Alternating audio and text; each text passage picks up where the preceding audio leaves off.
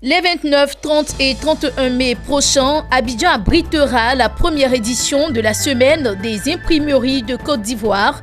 Les détails tout de suite dans cette édition.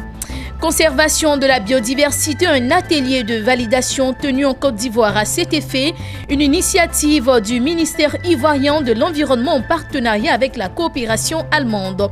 Et puis nous parlerons de culture, lancement de la deuxième édition du 108 Festival, la commerce du peuple Annie Daboisseau, les images avec nos reporters.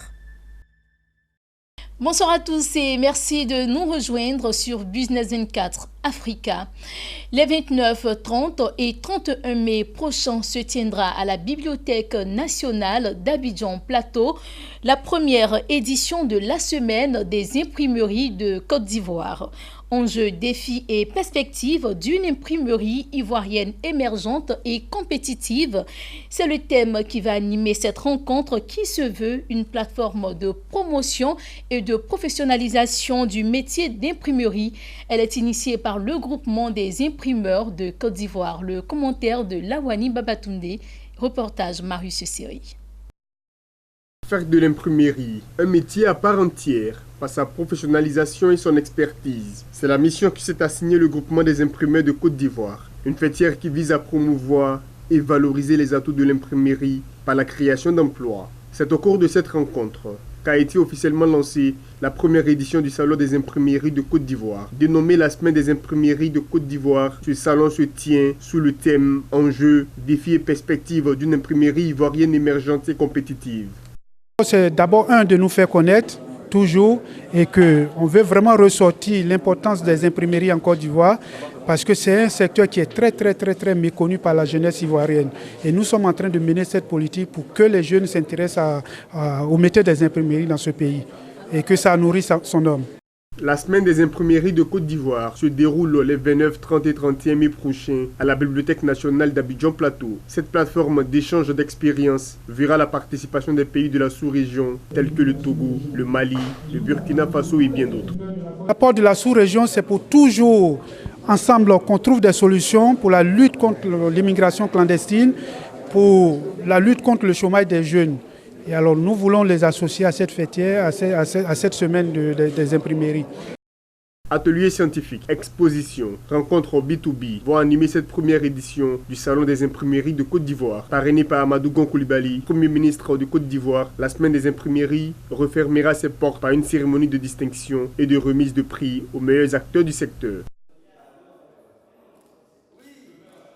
En Côte d'Ivoire, l'écologie et la protection de la nature ont été l'objet d'un atelier de validation sur la conservation de la biodiversité des forêts tropicales de Taï, Grebo et Sapo au Libéria.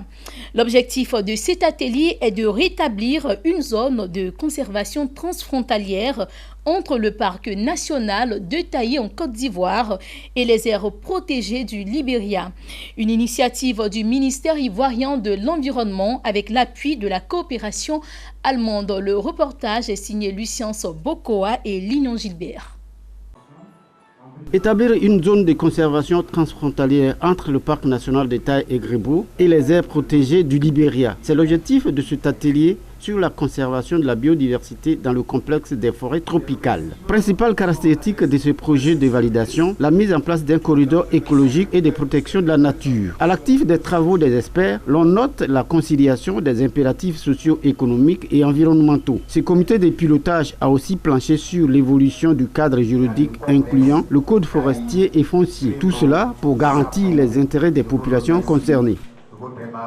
Aujourd'hui, nous sommes en voie de voir disparaître ce corridor-là, qui est un corridor de préservation de notre environnement et de la diversité biologique. C'est fort de cela que le gouvernement de la République de Côte d'Ivoire, en partenariat avec la République fédérale d'Allemagne à travers ses représentations que sont la KfW et la GZ, a décidé de mettre en place un système ou un outil de protection de cet environnement.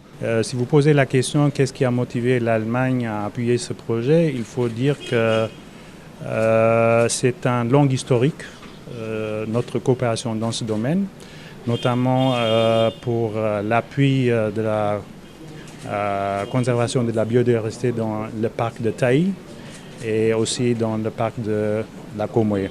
Cette étude de validation sur l'environnement envisage améliorer les possibilités d'échange de biodiversité du parc national de Taï et les forêts voisines du Libéria. Cela en collaboration avec la population locale et la coopération allemande. Plus de 3 milliards de francs CFA de dons de l'Allemagne ont aidé à la création d'un concept de connectivité écologique pour aboutir à une saine biodiversité. On parle de formation à présent. La Fondation Friedrich Naumann a initié une formation en communication digitale débutée ce jeudi dans les locaux à Abidjan-Cocody à l'endroit des jeunes issus de la société civile, des partis politiques et des médias en général. Il s'agit de leur donner les outils nécessaires à la bonne maîtrise des médias sociaux et de leurs exigences. Le reportage de Franck Kofi, commenté par Corona Sekongo. Une trentaine de jeunes prennent part à cette formation stratégie de communication digitale, initiée par la Fondation Friedrich Naumann à son siège à Abidjan-Cocody. Elle regroupe des jeunes issus de la société civile, des partis politiques et des médias. À l'heure du numérique et des médias sociaux, la Fondation entend à travers ce programme renforcer les capacités des participants en matière de communication digitale pour qu'ils soient capables de rendre visibles leurs idées politiques, économiques et sociétales, mais aussi d'inciter certains à l'action en vue de susciter une adhésion massive. Aujourd'hui, la communication est un outil essentiel pour toutes les organisations, notamment les organisations gouvernementales, mais aussi les partis politiques. Donc il faut donner les outils nécessaires à ces différents partis, à ces différentes organisations, de pouvoir mieux faire le travail, de pouvoir mieux s'adresser aux populations et aux communautés. Donc cette formation permettra donc de maîtriser un nouveau média qu'on appelle les médias sociaux. Donc leur donner les outils nécessaires pour maîtriser ces outils, ces médias sociaux, Facebook, Twitter, Instagram. Les moyens de communication aujourd'hui ont extrêmement évolué avec une ultra-connectivité et un ultra-rapprochement avec les médias sociaux. Ils participent et accélèrent les transferts de l'information, d'où l'enjeu de leur appropriation. Avec un smartphone, vous pouvez faire donc des enregistrements, vous pouvez faire des montages vidéo, vous pouvez diffuser une vidéo en live, donc un événement qui se déroule dans votre quartier ou en allant au travail. Vous n'allez pas attendre que votre caméraman revienne de la régie pour faire un live aujourd'hui. Donc le journaliste, enfin le spécialiste de la communication doit comprendre aussi qu'il est je ne vais pas dire en conflit avec le journaliste citoyen. C'est-à-dire que même quelqu'un qui n'est pas journaliste de base et qui est peut-être un artiste simple peut aujourd'hui passer une information qui aura plus de valeur que ce que vous allez dire 5 heures plus tard après à la télévision nationale. Au sortir de ces 3 jours de formation, les participants devraient mieux comprendre les médias sociaux, concevoir une stratégie d'action sur les médias sociaux et savoir mettre en place un tableau de bord de suivi de l'activité médias sociaux et de community management. Nous sommes à l'ère du numérique, il faut toujours ajouter un peu à ce qu'on sait déjà. Aujourd'hui, cette formation permet d'ajouter encore une corde à notre arc, puisque dans les années à venir, tout sera basé sur les réseaux sociaux. Puisque aujourd'hui c'est un outil de communication très efficace. Donc il faut s'y mettre, il faut se former pour être efficace sur le terrain. Disons que maintenant, nous ne pouvons rien faire sans le digital, sans les réseaux sociaux, sans Internet, sans tout ce qu'on connaît comme digital. Soulignons que les médias sociaux ne sont pas sans dommage pour la vie privée et même la cohésion sociale, tant une information diffusée par celle-ci peut accroître une transformation positive comme bouleverser des équilibres. Au demeurant, ces 30 jeunes ont été choisis par la Fondation Friedrich Naumann pour leur disposition à promouvoir les valeurs de liberté civile, politique et économique. Tout autre chose à présent, toujours en Côte d'Ivoire, le Conseil national du dialogue social s'est réuni en sa première session ordinaire de l'année 2019, les 17 et 18 avril dernier. La rencontre a eu lieu dans les locaux de la CGC, la Confédération générale des entreprises de Côte d'Ivoire. Reportage signé Daniel Kodjo et Marius Seri. Avec Sous la présidence de Ndoumi Bernard, président du Conseil national du dialogue social, les membres du dit conseil se sont réunis les 17 et 18 avril derniers. 2 jours durant, les questions d'ordre de la protection sociale étaient à l'ordre du jour. Il s'agit entre autres de l'examen et adoption du procès-verbal de la session des 12 et 13 décembre 2018, le point et suivi des recommandations, le rapport des commissions techniques, le point de la situation du Front social. Nous avons donc décidé déjà au cours de notre session précédente, de mettre en place un organe de veille qui va être à l'affût des informations concernant le monde du travail, doit être nécessairement informé de ce qui se prépare pour pouvoir apporter autant que faire se peut des réponses avant que les faits ne se réalisent. Mais pour que cet organe marche, il faut qu'il soit partout en Côte d'Ivoire. L'idéal que nous cherchons, c'est de faire en sorte que cet organe de veille existe aussi bien à Abidjan que dans toutes les villes de Côte d'Ivoire où le monde du travail opère. Le Conseil a mis en place un comité avec pour mission d'élaborer un nouveau modèle de présentation des diligences. Celui-ci sera pris en compte pour les sessions ultérieures. Toutefois, le Conseil national du dialogue social recommande au Premier ministre ivoirien qu'il se saisisse du dossier du décret portant indemnité des inspecteurs du travail et des lois sociales afin de le résoudre avant la fête du 1er mai 2019. Aussi, interpelle-t-il le ministre de l'Emploi et de la Protection sociale d'octroyer au CNDS de véhicules afin de lui permettre de mener à bien ses activités. L'anglais, une langue incontournable dans les relations internationales, mais aussi dans les affaires.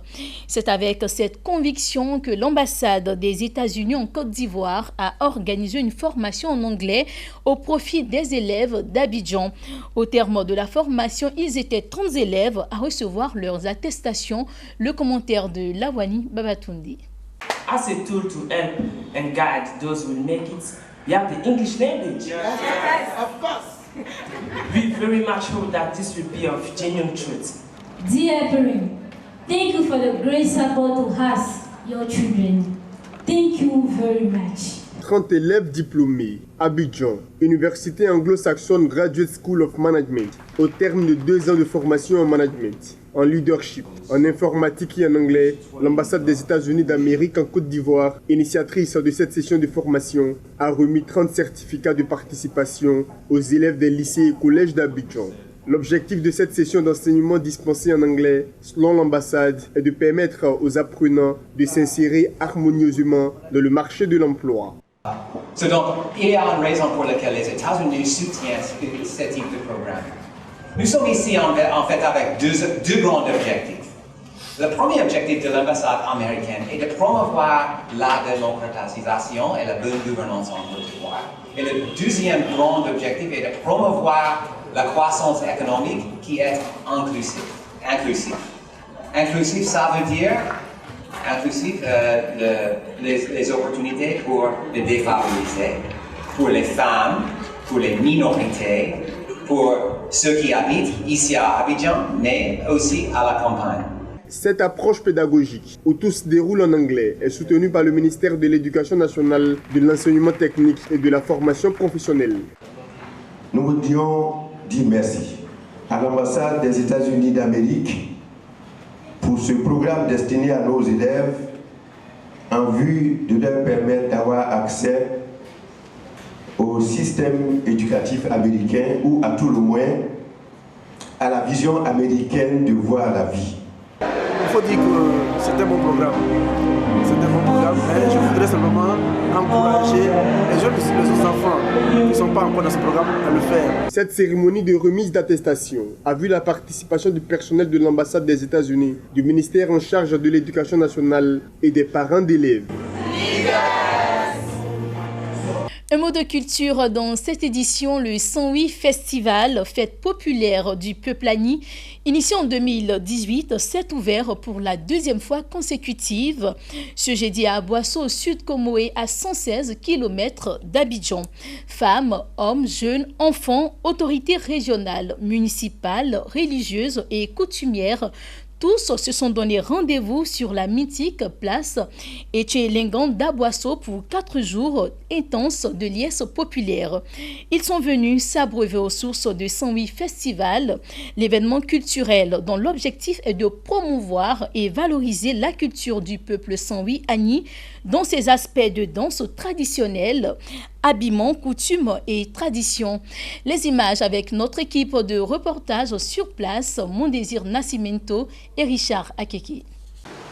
Nous sommes à Aboisseau, au sud du Comoé, à 116 km d'Abidjan. Ici, sur la célébrissime place Etchelengan, qui accueille pour la 2e année consécutive le festival Sanvi, un festival qui regroupe les peuples Agni d'Aboisseau et du sud Comoé.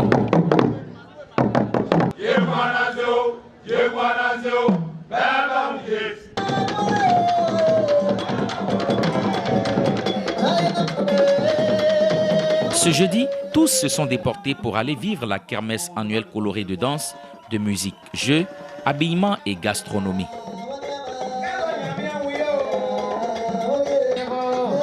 À l'ouverture de la grande messe culturelle, devant autorités politico-administratives, religieuses et coutumières, Lucien Agbia, commissaire général du Sanvi Festival, a précisé l'objectif visé par l'événement hautement culturel. Le festival vise dans un premier temps à promouvoir la culture Agni Sanvi, dans un deuxième temps à faire renaître tout ce qui est enfoui et qui est perdu, parce que nous sommes dans un monde qui se modernise tous les jours et donc nous pensons à notre avenir, mais notre avenir on souhaite qu'il soit assis sur notre passé. Et donc, en renouvelant nos traditions, en comprenant mieux nos traditions, nous serons à même de bâtir un avenir sérieux et durable. L'événement qui se veut assurer un pont entre le passé et l'avenir pour un développement effectif et inclusif est novateur. Il s'agit notamment du brassage culturel avec les autres peuples allogènes de la région et de l'introduction de nouvelles compétitions dans le Sanvi Festival. Nous sommes dans une région où il y a beaucoup d'allogènes et on a introduit 2 danses allogènes et nous allons chaque année introduire des danses allogènes. La 3e innovation, qui est une innovation majeure, c'est que la chefferie, les notables et les chefs coutumiers sont ceux-là même qui vont servir de jury pour tout ce qui est compétition. Parce que c'est eux qui détiennent les codes, que ce soit les codes culinaires, que ce soit les codes de danse, que ce soit les codes vestimentaires. Ce sont les anciens qui détiennent les codes. Le rayonnement de la culture Agni du Sanvi pour les autorités locales est une priorité municipale. Bilé Kassi, représentant Jérémy Ngouan, député maire d'Aboisseau, a salué l'initiative dont le but est de faire renaître la culture Agni de Sanvi talochée par la modernité. Il a ensuite invité les différentes couches sociales à vivre ces moments de liesse et d'édification du patrimoine culturel, gage d'un développement harmonieux. Sachez que nous, la culture est une priorité dans notre organisation. Je constate aujourd'hui que le festival du Sanvi Festival, vient à point nommé. Parce que je pense qu'à Aboisseau, il n'y a pas de festival de ce genre.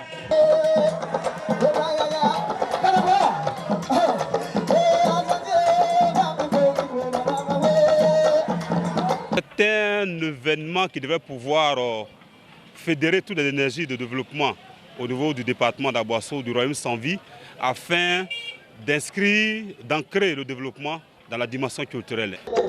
Le Sanvi Festival, ce sont 4 jours d'intenses activités culturelles, notamment des démonstrations de tam-tam parleurs, de costumes traditionnels, des concours culinaires et de beauté à Oulaba. Après Aboisseau, rendons-nous dans l'ouest de la Côte d'Ivoire, à Daloa, où les chrétiens du monde entier célèbrent chaque année la Pâque. Cette résurrection du Christ est un moment de prière et de recueillement.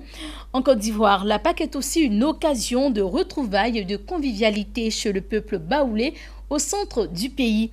Ils arrivent de l'extérieur de toutes les villes de l'intérieur, comme c'est le cas à Daloa, pour célébrer cette fête. Reportage Théodore Kanga, commentaire Lawani Babatunde. À l'instar de toutes les régions du pays, le Haut-Sassandra s'active à célébrer dans la ferveur la Pâquino. Chaque année, le rituel est le même. Les baoulés convergent de partout vers leur ville ou village natal pour fêter avec parents et amis. Daloa est dans la fièvre de la fête.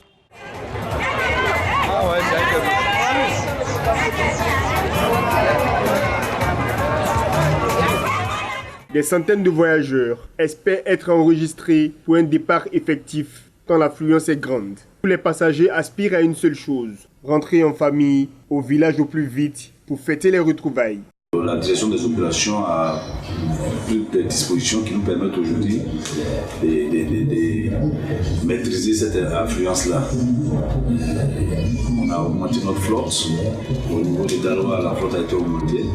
Au niveau des provinces, c'est-à-dire les gares en Est, la flotte a été augmentée. Et donc, naturellement, beaucoup plus de personnes peuvent partir dans un temps qui était difficile par le passé. En cette période de grand trafic sur les routes, la sécurité reste le grand défi pour les transporteurs. Les autorités locales de transport ont donc exhorté au respect du code de la route et la prudence pour éviter les accidents. Les producteurs de véhicules, il faut qu'ils mettent à disposition des chauffeurs des véhicules en bon état, des véhicules qui ont des bons pneus, des véhicules qui ont leur visite technique à jour, des véhicules qui ont de bons phares. Parce que nous constatons la nuit, malheureusement, des véhicules qui roulent avec des torches, des véhicules sans phare, des véhicules sans feu arrière. Pour la fête de Pâques, presque toutes les gares en Côte d'Ivoire connaissent une ambiance pareille. Une occasion pour elles de faire de bonnes affaires. Face à la forte demande, les prix des tickets ne tardent pas de connaître des envolées.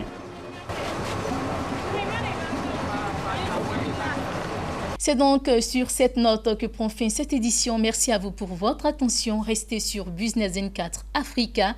Les programmes se poursuivent.